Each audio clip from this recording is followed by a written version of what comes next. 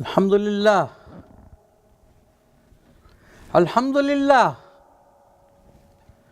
Alhamdulillah allazi lawla lutfuhu mahtadayna wa lawla fadluhu ma tasaddaqna wala sallayna wala sumna wala dahayna wa nashhadu an la ilaha illallah wahdahu la sharika lah wa nashhadu anna sayyidina wa maulana Muhammadan abduhu wa rasuluh. Amma ba'd. All praise belongs to Allah Ta'ala, without whose grace we would not have been guided. And had it not been for His bounties, we would not have given charity or performed salah, and neither would have observed fast or given sacrifice.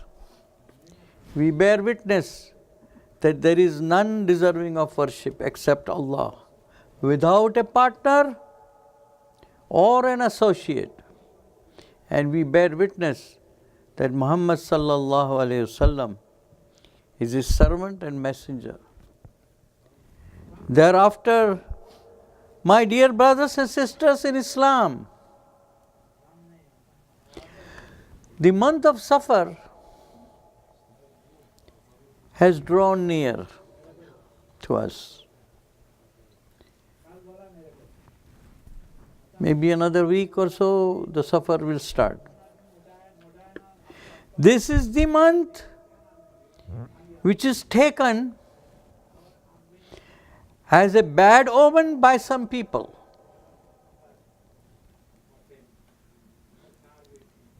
Superstitions or irrational fear of what is unknown or mysterious, especially in connection with religion, are completely rejected by Islam. All these customs or beliefs which were prevalent in Jahiliyyah, the days of ignorance, are strongly condemned by Allah and His Messenger. One such custom existed with respect to the month of Safar among the people of the days of ignorance. It was regarded as a bad omen by some people, while others took it to be the herald of goodness.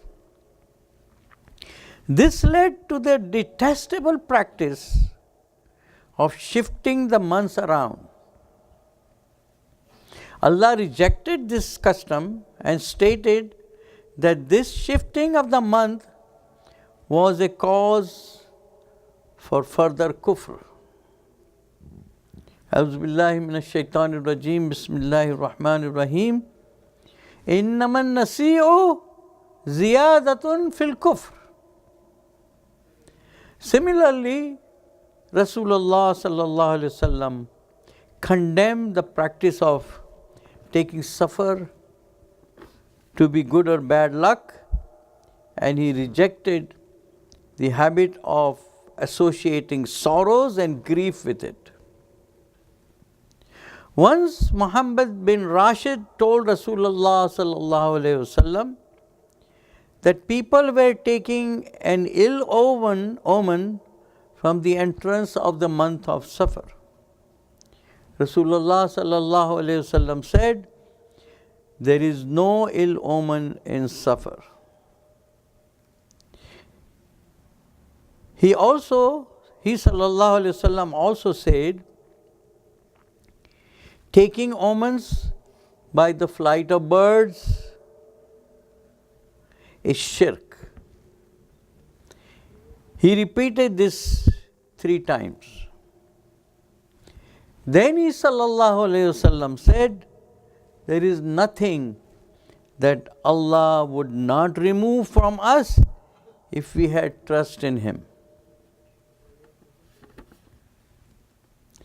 In Bukhari Sharif, there is a hadith narrated by Abu Hurairah radiallahu ta'ala an, in which Rasulullah sallallahu alayhi wasallam says, La adwa, wala tiyara, wala hammata, wala safar.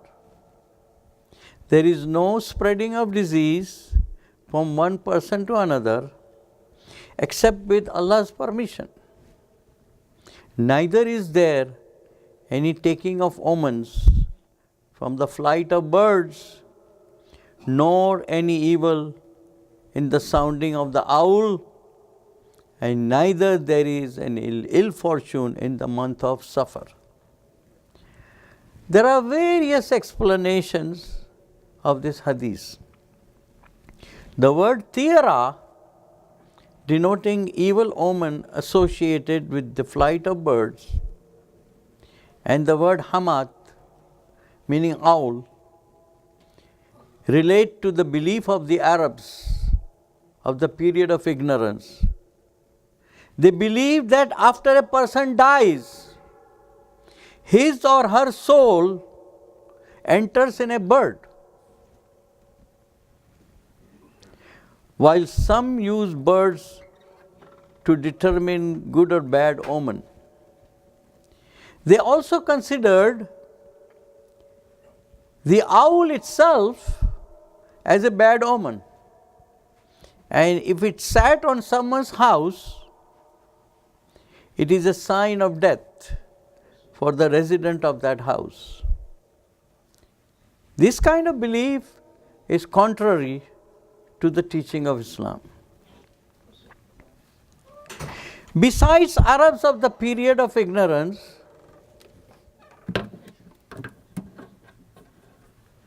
many people throughout the world have in the past and still believe in bad omens. For instance, if a cat crosses someone's path, it is considered a bad omen.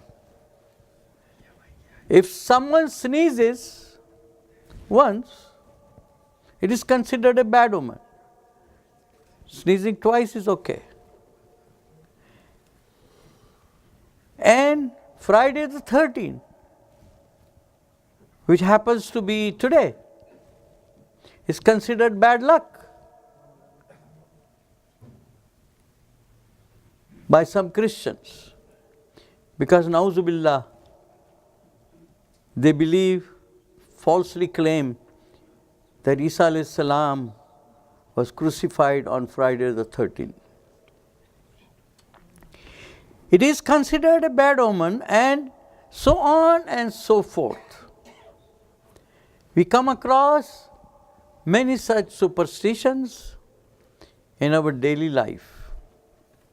As Muslims, we should know that no matter what shape or form a superstition takes, we should not believe in them. In this day and age, someone sends an email as a chain letter and requests to forward it to a number of people. It states that if you do so, it is a good omen. But failing to do so may result in a bad omen. This is a new form of superstition which preys on your fear of the unknown.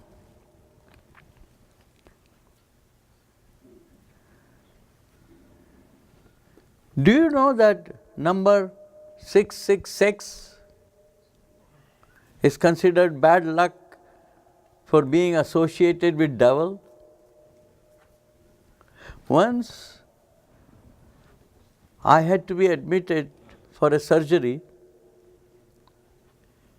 in the hospital where I used to work.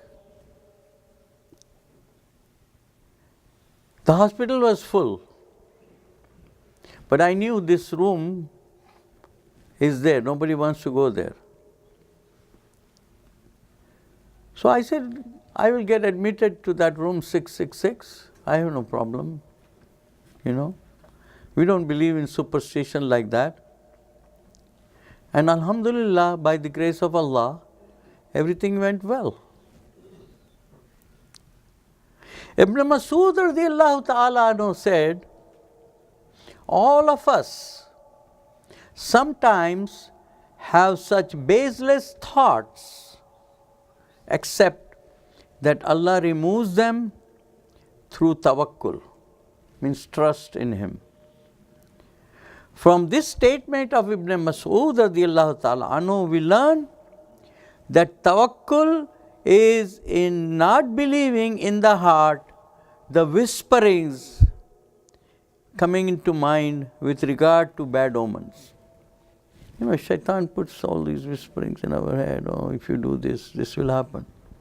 Neither acting upon it, its results, nor expressing belief of the same, we will then not be taken to task for any such wrong beliefs by Allah on the Day of Judgment. You know, we are taught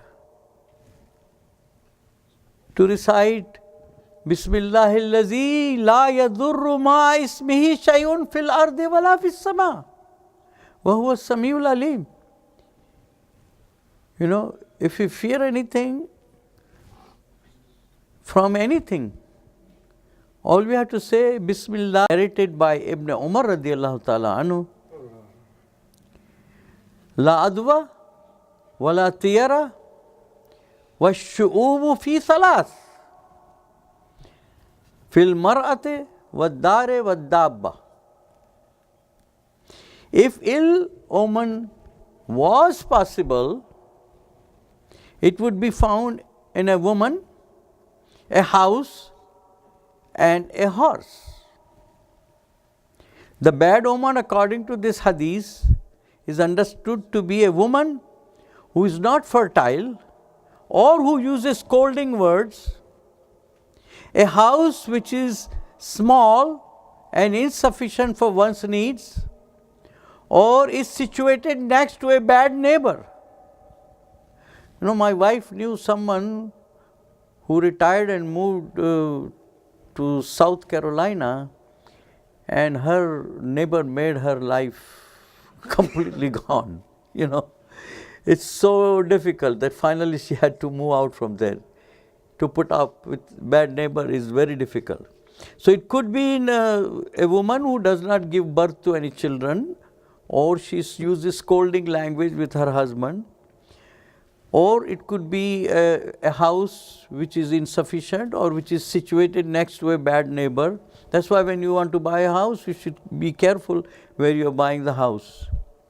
And also, the horse that is not used for jihad. All other horses, maybe race horse and all those, they are not good omens.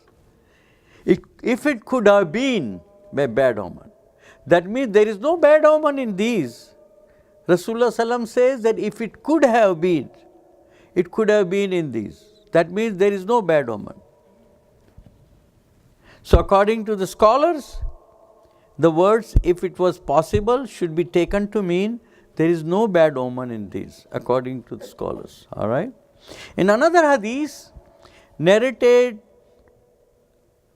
reported in Bukhari Sharif and narrated by Anas bin Malik radiyallahu ta'ala anhu, Rasulullah Sallam said, La adwa wa la tiyara wa yu'jibunil fal. Qalu wa mal fal? Qala kalimatun tayyibatun. There is no spreading of disease from one person to another except with Allah's permission. Neither is there taking of omens from the flight of birds, but fal does fascinate me, Rasulullah Sallam said. When questioned what was meant by fal, he Sallallahu Alaihi Wasallam replied, it is good words which herald a good omen. The scholars explain fall as taking a good omen from a good news or a similar happening. For example, good dream, Ruya Saliha. You know, Ruya Saliha, as we know, is 146th part of prophethood. All prophets, before they became prophet, used to get Ruya Saliha, means they used to see a dream which will come true. And now there is no more prophethood. We know after Rasulullah Sallam, he is the last of the prophet. So all the good people in his ummah can be guided through Ruya Saliha, means they will see a dream which will guide them. I mean, sometimes you have to go to a scholar to get your dream, as I said, the meaning of your dream. But most of the time people can understand themselves. It is so easy and it to interpret themselves. But if not, like Mufti Sahib is, interprets dreams even on television, people tell him and everything.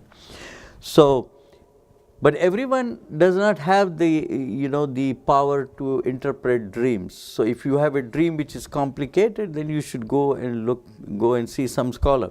So these dreams is one of the ways is considered a guidance and a good omen. All right? Sometimes Allah wants to tell you something through those dreams. Now, what fall does not mean is to find a good omen through Quran or other means before doing anything important. Like sometimes people open the Quran, put their finger like that, close their eyes, and then see what is the words and everything. No, that is not considered a fall. As all the scholars reject that. That's not a fall. Fall is any good news. One example given here. Now, for this purpose, the Sharia recommends doing prayer.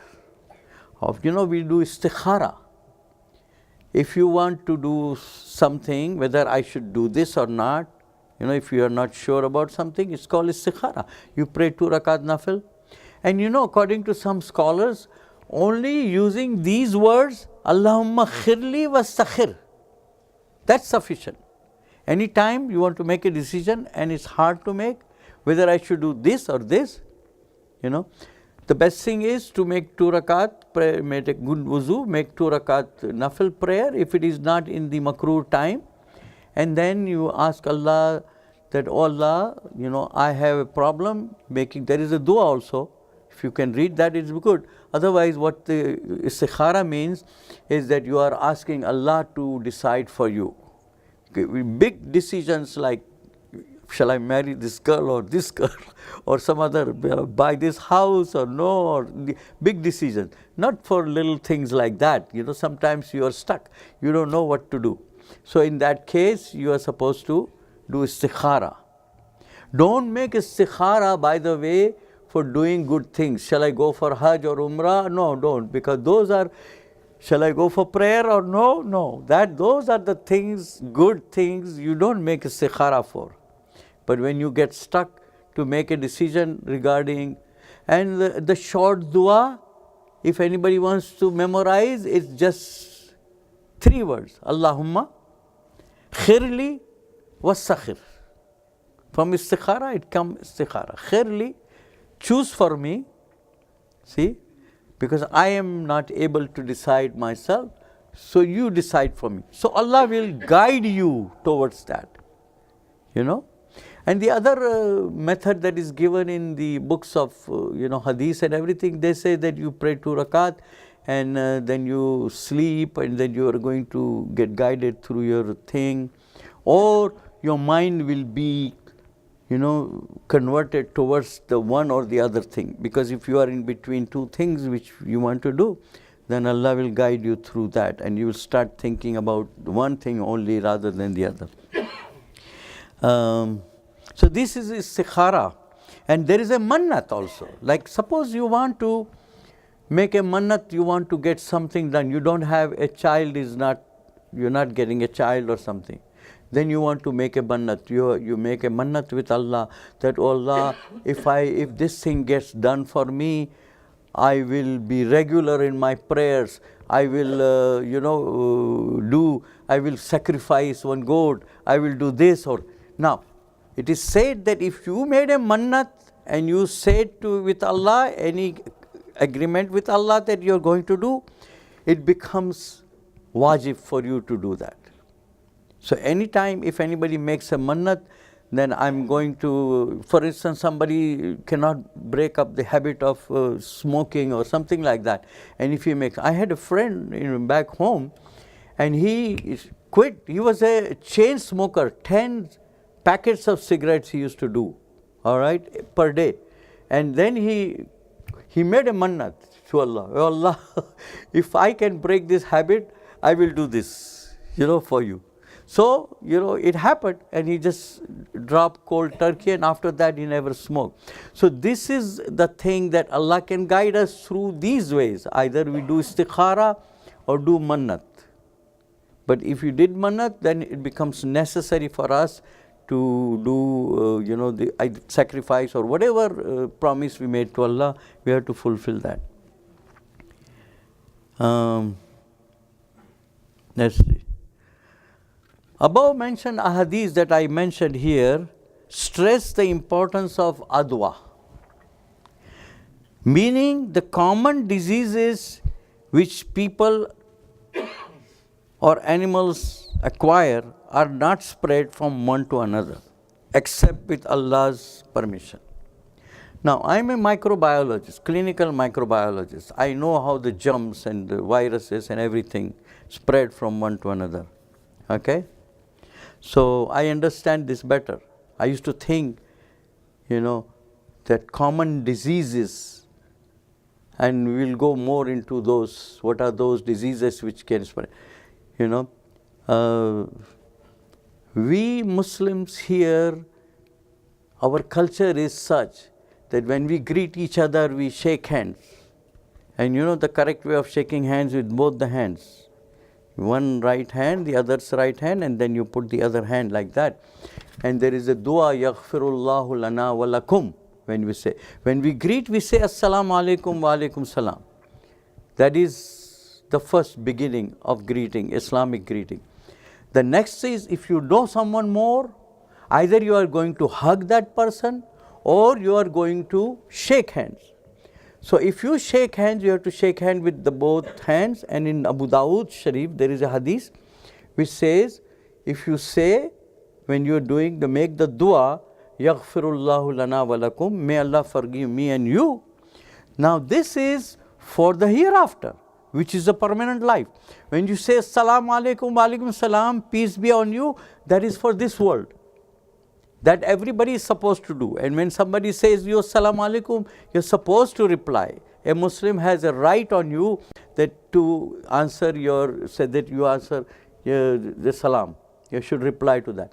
But that is for the world of this peace. Everybody wants peace in this world. Salaam alaikum. And that's the peace on you. You see? But when you shake hands or hug, when you do the hug, don't do both the things. Shake hand and then hug together, and don't do 3 times. No. Only the sunnah is 1 time. Your right shoulder with the other person's right shoulder, and you hug, and the same dua applies. Yaghfirullahu lana wa lakum. In the hadith it says, Rasulullah sallam said that when you shake hand or you hug a Muslim brother, your sins fall as if in the fall, now the fall is coming and all the leaves are falling down. The sins will fall down like that. When you shake hand, And so this is very, very important to know that.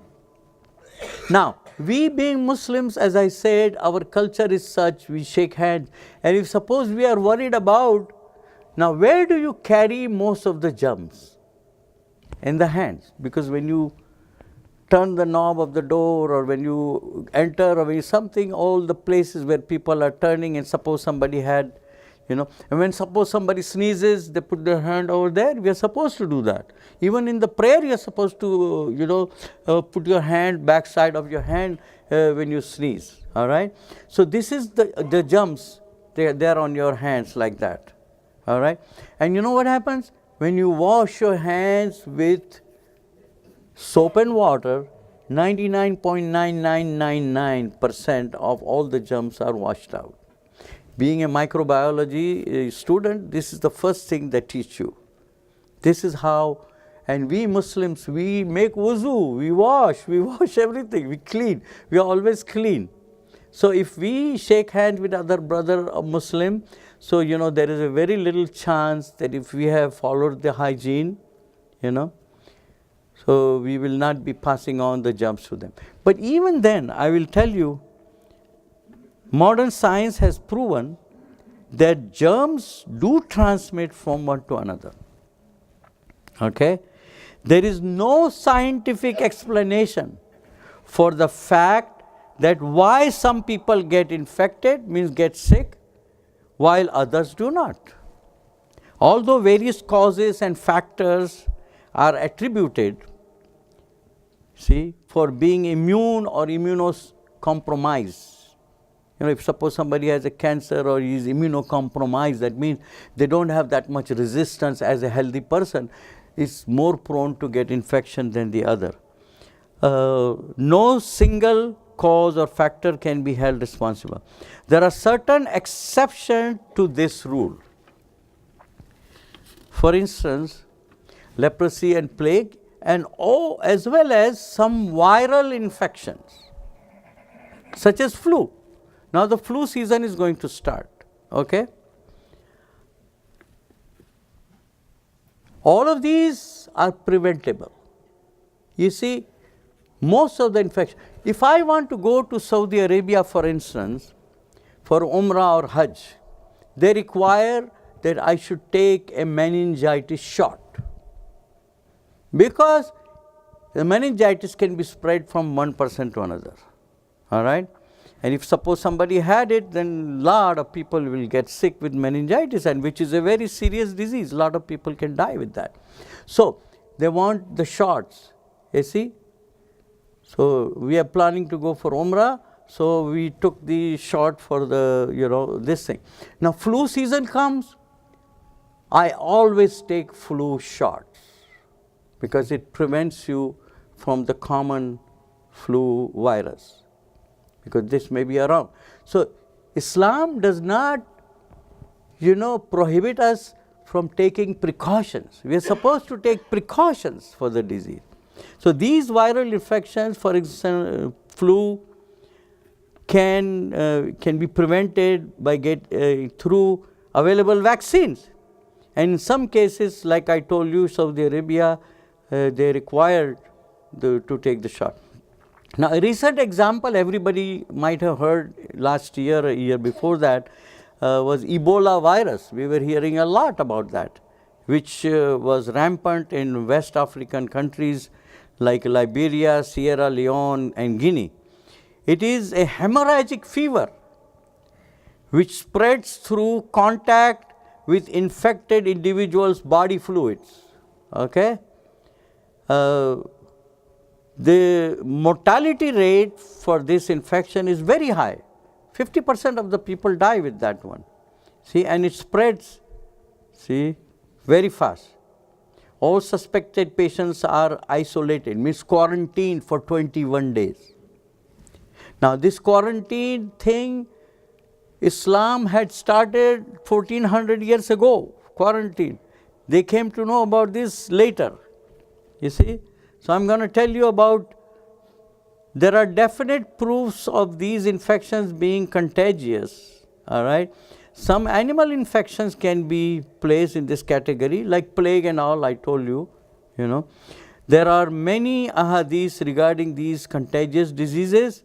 In Bukhari Sharif, there are ahadith narrated by Abdurrahman bin Auf, radiallahu ta'ala an, which Rasulullah sallam says, إِذَا سَمِعْتُمْ بِهِ بِالطَّاعُونَ بِأَرْضٍ فَلَا تَقْدَمُوا عَلَيْهِ وَإِذَا وَقَى بِأَرْضٍ وَأَنْتُمْ بِهَا فَلَا تَخْرُجُوا فِرَارًا مِنْهُ. If you hear that any place or town has plague, do not enter that place. And if you happen to be in such place, do not flee from it. That means you are quarantined. If you enter a place, where there is a disease like that spread, then you are supposed to be quarantined so that you don't spread to other people. We all know about quarantine, meaning strict isolation imposed to prevent the spread of disease. This may be a discovery of the recent times, but Islam from its inception recommended this practice to its adherents. Similarly, there are ahadith which recommend people to stay away from someone with leprosy. It's a disease, it's caused by Mycobacterium leprae. It's a bacterium, but it's very difficult to stain, and it's called acid-fast bacillus. And one time I was working in Saudi Arabia in a desert lab. I'm a lab technologist.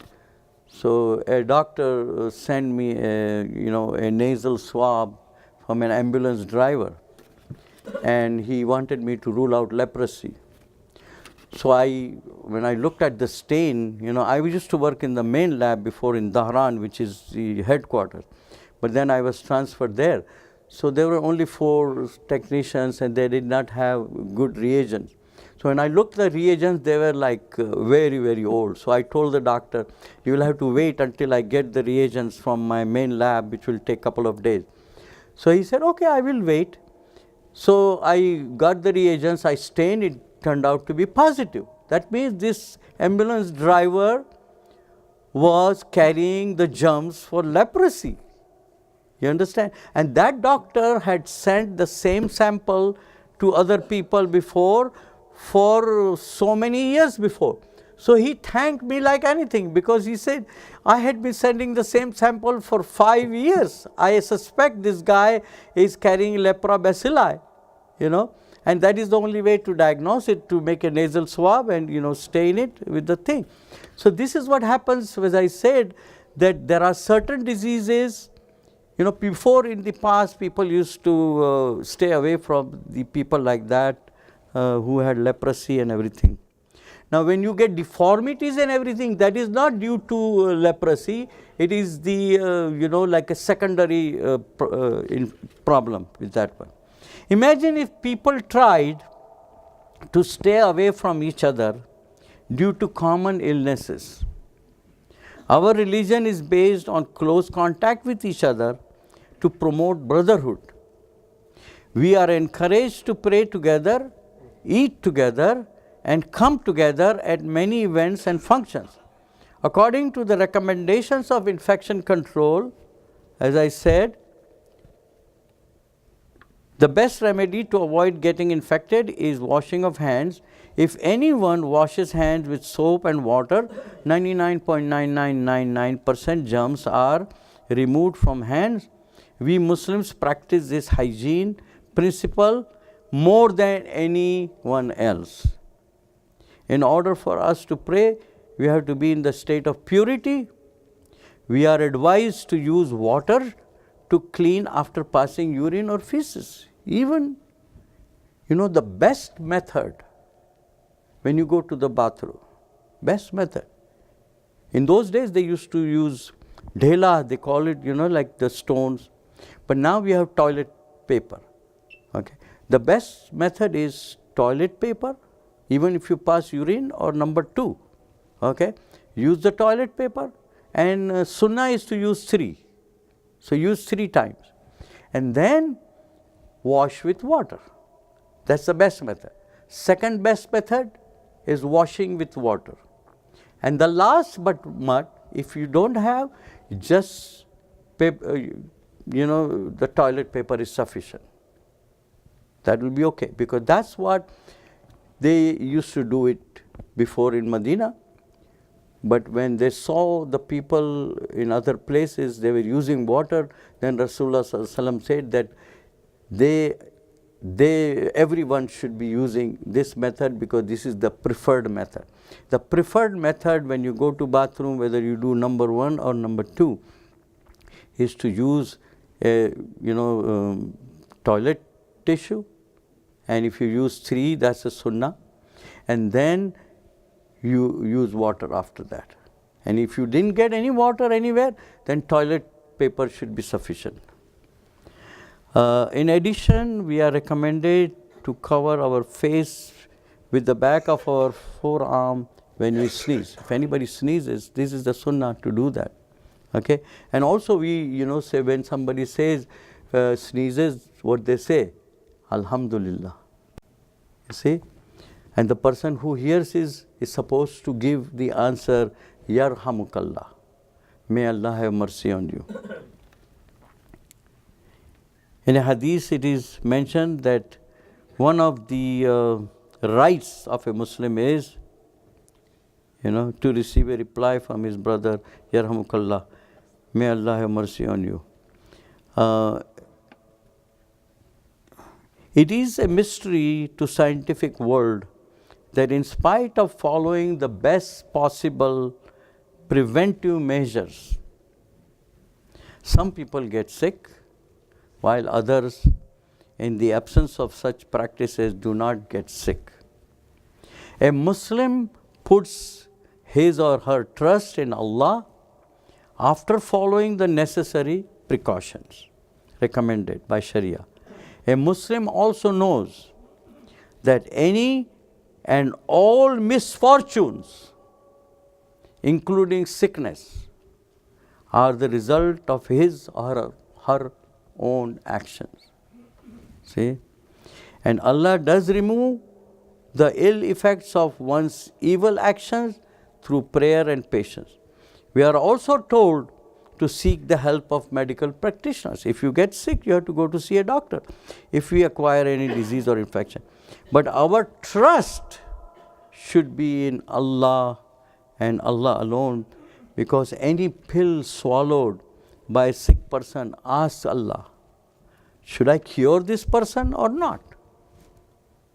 And Allah knows best.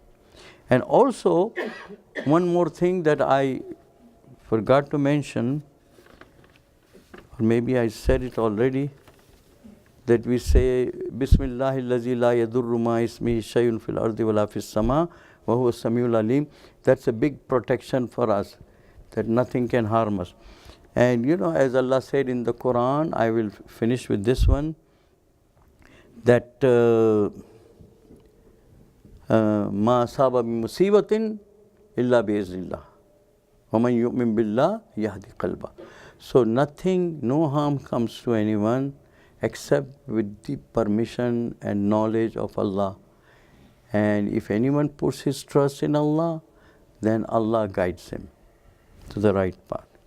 May Allah give us the tawfiq to stay away from superstitions and put our trust in Him alone for all our affairs. Ameen.